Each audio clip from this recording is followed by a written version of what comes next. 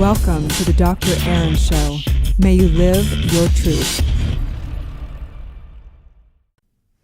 Live from Los Angeles, we come together each morning to know the truth, live on spiritual principle, and align with universal law. We come together also as a community in Soulciety. Our vision is to be the number one spiritual leaders community in the world committed to enlightenment, empowerment, and, yes, entrepreneurship. We know that each person that awakens has a gift and a message to bring to the world, and that's you. You are the highest product to produce. You got to claim it now. So let's talk about this thing today, scarcity mentality. Neville said, man's chief delusion is his conviction that there are causes other than his own state of consciousness. That's, such a profound quote. Man's chief delusion is his conviction that there are causes other than his own state of consciousness. So true. And I think that it's confusing because we think that our consciousness is just the individual consciousness. No, our consciousness is the independent individual consciousness. It's also the collective consciousness, and it's the cosmic consciousness. And we feel like we're divided, but it's never the truth. It's impossible. So scarcity mentality. There's a great story years back. I remember listening to Dr. John Demartini. He's considered one of the leading human behaviorists and personal development speakers today. And one day he was taking a flight from Phoenix to Las Vegas. And he sat down next to, this pretty young girl who proceeded to ask him about his travels. And he told her he was on his way to, speak at a seminar in Las Vegas. And she was asking him all these questions. I don't think she knew who he was. And he was like, well, I'm kind of a life coach, da-da-da. So she started gabbing away about her life, and she asked if he would advise her on her own love life. She said she loved her life, but the one area of life that she still really, really wanted to find, like her soulmate or whatever. And he was sitting next to her, and, like so many people that are in this industry, he's like, okay, well, the universe brought me this girl right next to me, and she needs help. So therefore, let's do this thing. So he started asking her questions, so I want you to tell me about your life and about, the qualities of the men that are in your life that you like. So she started talking about everything from, her boss. She worked at the AMGM, and how great her boss was to her, and how he'd take her and her girlfriends out and spoil them and stuff like that. And how she had her hairdresser was hilarious, and she loved how funny he was. She'd always be on the floor laughing. And then she talked about her ex-boyfriend, how they still were kind of like sleeping together because they had really great intimacy, but, they just weren't compatible as far as in a relationship. She kept talking. And all of a sudden, John was like, I want you to understand that the universe is always abundant. It always gives you exactly what you want. Always, always, always. And so he was like, if you take a look at the universe, it always already gives you what you want. You already have all these amazing men in your life. And how literally it can all come in one person, one partner, but we have to get and acknowledge that you already have everything you really need. The universe has already delivered that to you. And then it's really perception as we stay in that lack mentality, we're not allowing the flow and the abundance to grow from there. And how the epiphany was realizing for the first time how wonderful everything was in her life, and really accepting and realizing the profound perfection of her life, and exhaling in gratitude. The truth is that all of life is energy. When we create a negative or positive, use of it, it's the same energy. This is a law that we can literally take the energy and use it to create bounds and create the experience of having lack. If there's no such thing as lack, the universe only knows abundance. And it's the same energy that creates the bounds, the scarcity, the, having no money, feeling of scarcity in your money or your health or any of those things, and shifting it into abundance, shifting it into this unlimited resource. There's infinite equations in the universe. There's only so many elements, but the amount of ways we can put the elements together is infinite. There is only abundance in the universe, and that's the truth. And so in this knowing there's a decision. there's a decision to say, you know what? I see life working for me, not against me. I see how there's only possibility. There's no such thing as a problem. There's only innovation and the ability to create. And so in this one energy source called consciousness, we either can use it to create scarcity or abundance. It's one and the same. So through understanding the laws, you can either create scarcity or abundance. And through this, we understand it's all about the thinking and where you're directing your energy. So when you finally decide and choose to focus, act, and create abundantly, there's this law of correlation, Newton's third law, the law that says that everything is a reflection. Everything that we feed, everything, that literally there is a cause and effect of every last ounce of every thought that we choose.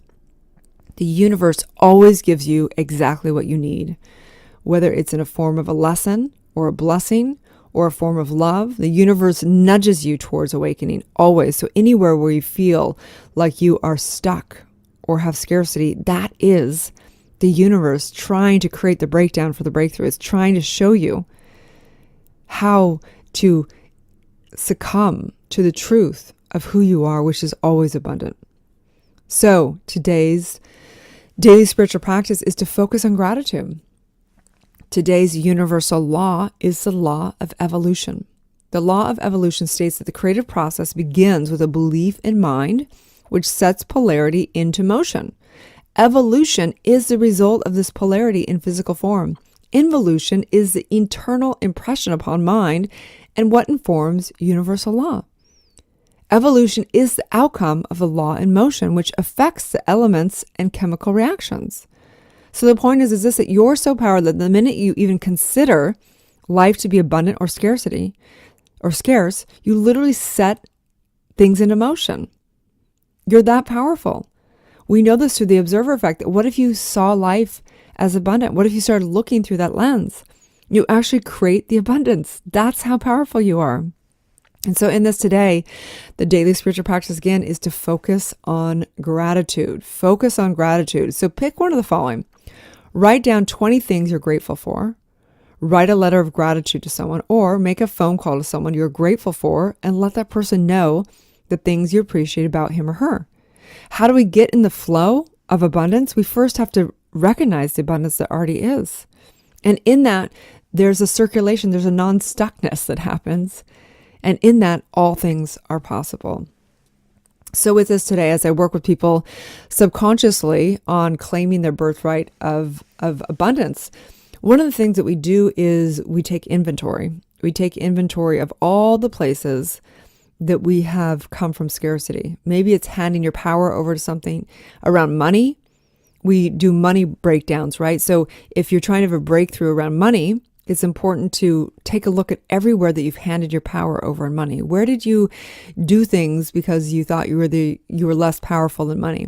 Where were you in relationships because you considered you needed money and someone had more money, or whatever that is, right? There's so many ways that we have given our power over to the scarcity mentality, that we feel like we've been the effect of life and not creating from them abundance.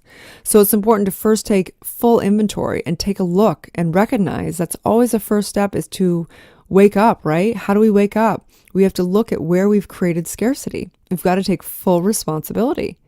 And then we've got to reprogram. That comes down to, of course, dealing with your traumas, dealing with things like that.